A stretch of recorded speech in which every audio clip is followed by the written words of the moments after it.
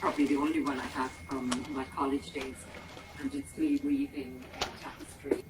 Now, I'm nearly 70. I'll be 70 in October, and I'm really pleased and excited about that because I only feel half my age, you know, and I'm still working really hard, and thankfully I still have full health.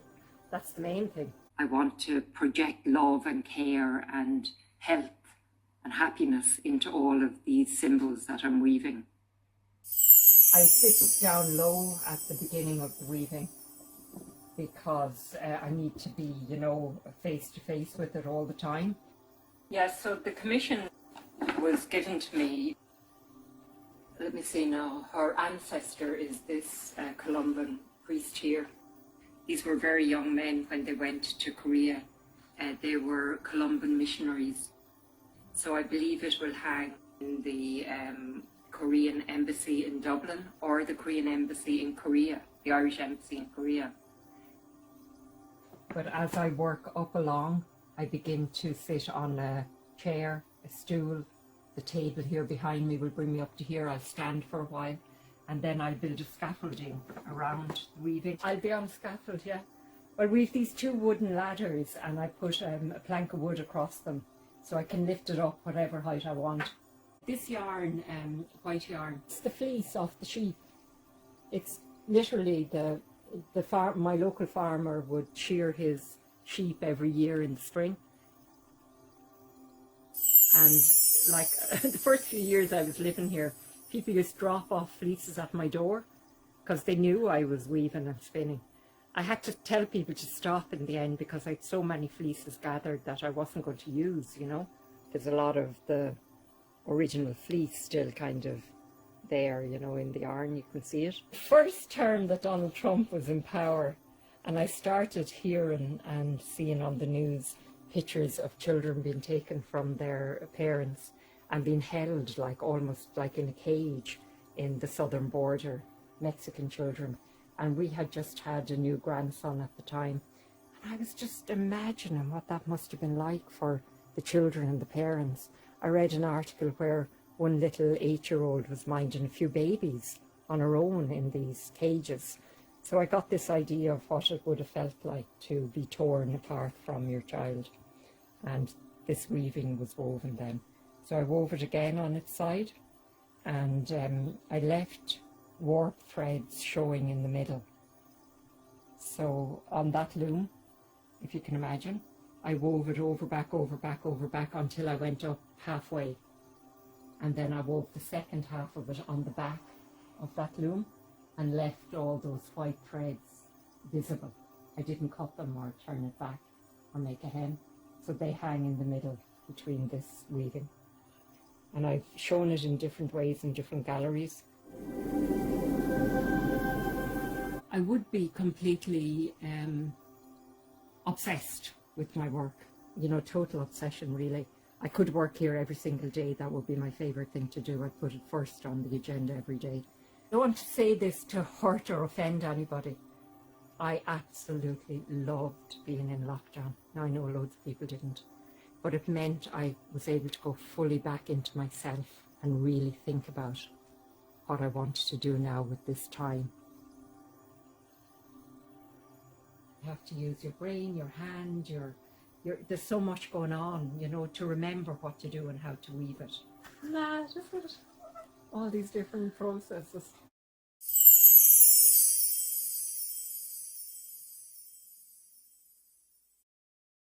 He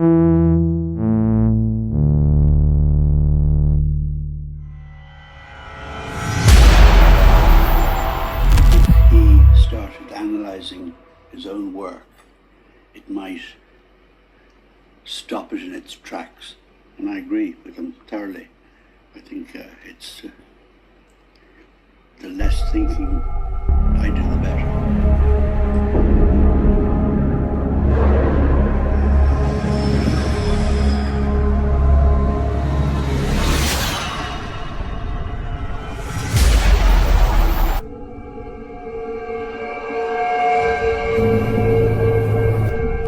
Let that dry until I've got about 5,000 of them and keep on doing this eventually, those white ones would be, when they're dry, they'll be put in there like that. I will get the block of them and concertina them in. It's like a child that has grown up and it's outside you, or it's you can't do any more to it.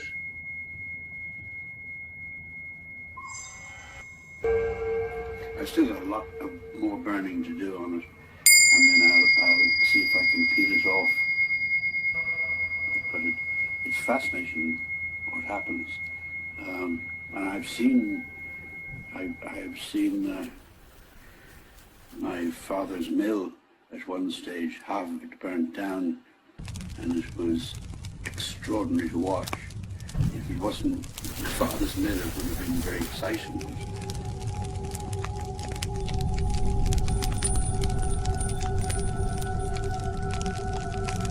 The worst pain in the world is yours, because you're feeling it.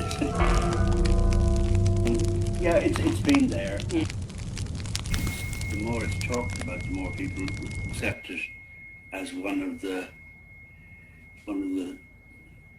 trials of life. I had a bad bout when I was in college.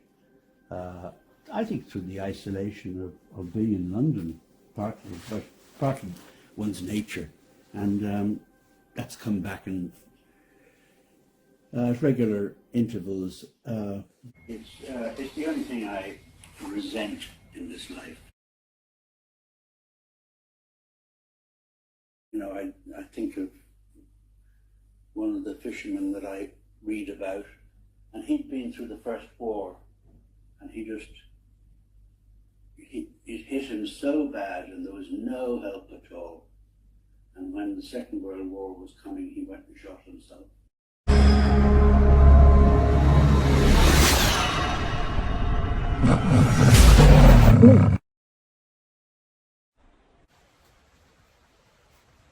I think about death as little as possible because I can't do much about it, and it scares me. But it doesn't actually impinge on me. I'm a late developer in everything I do. Maybe I'll live forever just to catch up.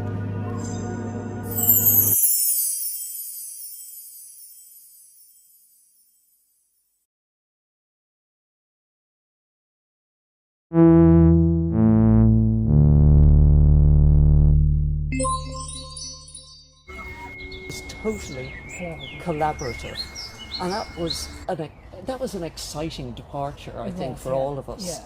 And it's something we want to expand on and develop, because if you like, this totally eliminates ego.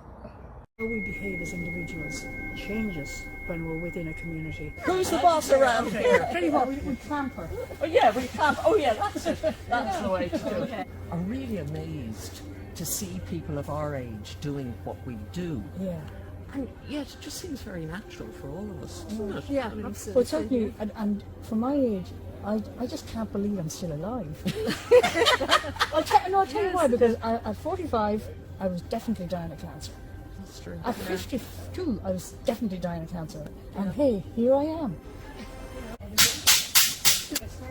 Of our discussions and about the project, pages and pages of where we've discussed, and it's all about refining down from something as rough and ready as this through something a little bit more specific down to an actual template.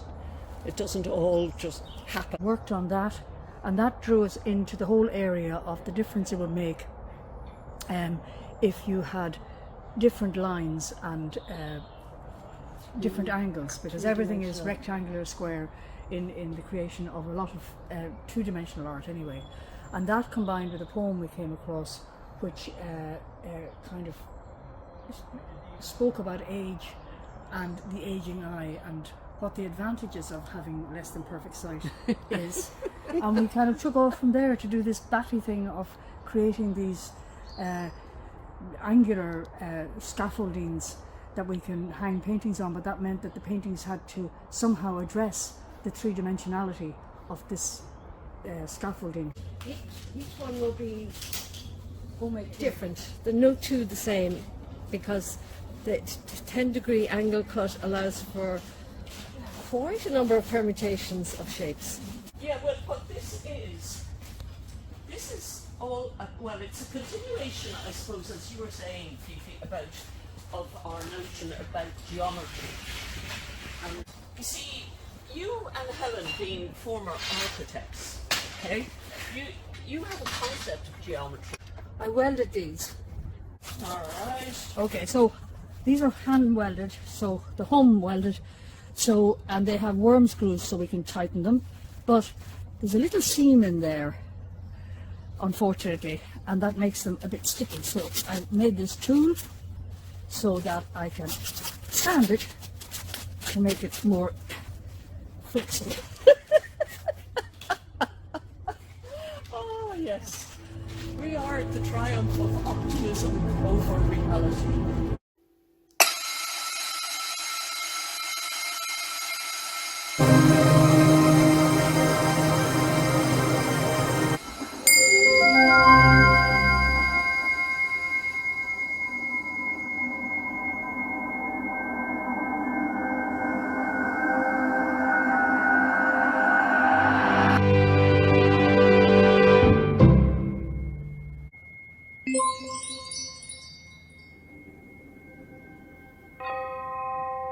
I love that saying, art heals the wounds inflicted by reason. When I've gone through any traumatic experiences, that art does heal the wounds. Okay, the story of exhibiting in space. I love saying this, actually, that I'm the only Irish artist who's exhibited in space.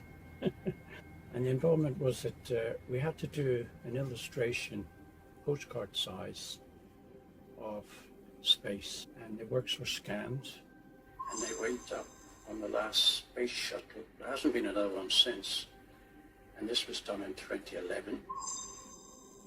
These little things happen to you once in a lifetime. You do something special, so you get joy from it and the remembrance of it as well. That's it. So I went up in the space shuttle and I opened the Trubert Gallery, which is in Paul Street in Cork, and I had that for about 2 years. And it was really, really hard financially to survive. And I searched Cork, and I searched, and eventually I found a place. I opened it in 1978, September 1978, with the first program. And that was the start of the Triskel Arts Centre. But it was a joy to do, and a lovely legacy to leave behind for Cork City. And it's still going. So the art statements are a mass of art statements.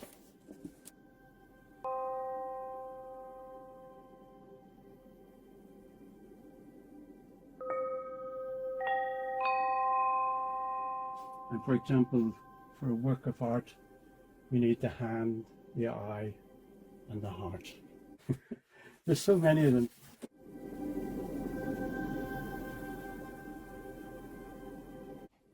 I always knew I was adopted, obviously, and it stayed in here and it stayed in here. And when the opportunity arose, legally in Northern Ireland, I did find my mother's name, my birth mother's name. And eventually I did find her in the early 90s. And eventually she was told by a third party of my existence. And sadly, but sadly she didn't want to meet me at all. She passed away in 1999, if I remember correctly. And it was a long journey, but a sad one maybe.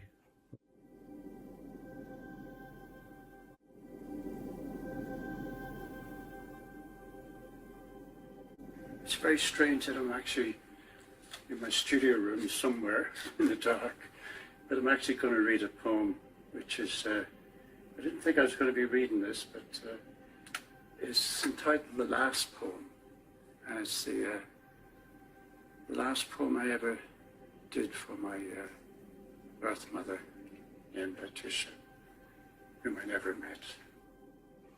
As the seasons turned, you broke into my sleep, captured my dreams with your own design. As I yearned for the things that might have been, they fell as wordless whispers through the mist of time. After waiting in turmoil, your trespass is no longer the seductive invasion of yesterday. The strings have been cut. There's no pain between you and I anymore. My anguish has faded into a constrictive singleness. I will think of you at this time of leaving, as your memory is taken to besiege another.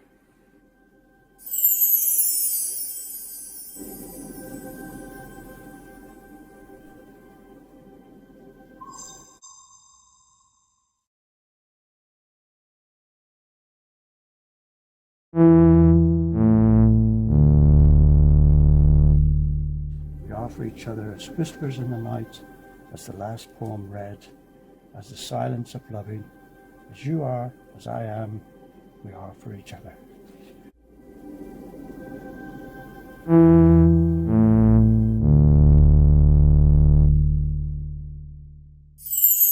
Oh yes, age is a weird thing. You wake up one morning and you suddenly find you're 80 years old. And there's this strange kind of panic about how you're going to do all the things that you really want to do. I mean, is it going to be possible? There seems to be a strange kind of urgency in my work. I want to make better art, and quickly and as much as possible, and make some kind of comment on the world we live in 2025. At the moment, I'm absolutely obsessed by the wars that are going on. Maybe it's because I was a war baby. I was born in the middle of the Second World War. I was a sort of a refugee in my own country. I was evacuated and sent away from my home where the bombing was in the city with a label round my neck with a whole lot of other children. I think we went on a train and I was one of the smallest of them, and they used to call me the poor wee thing. And for a long time I thought that was my name. My father, he was in the same war. He was a soldier, and he was blown up, half his side, gone. He lost his arm, and I remember there was a hole in the back of his ear you could put your finger in. And he was never quite the same afterwards.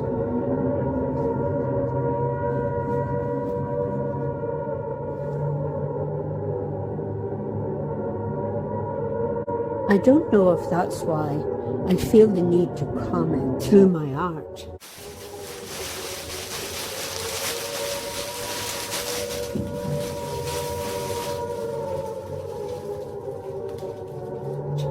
On the utter futility of it all, the sheer horror of war.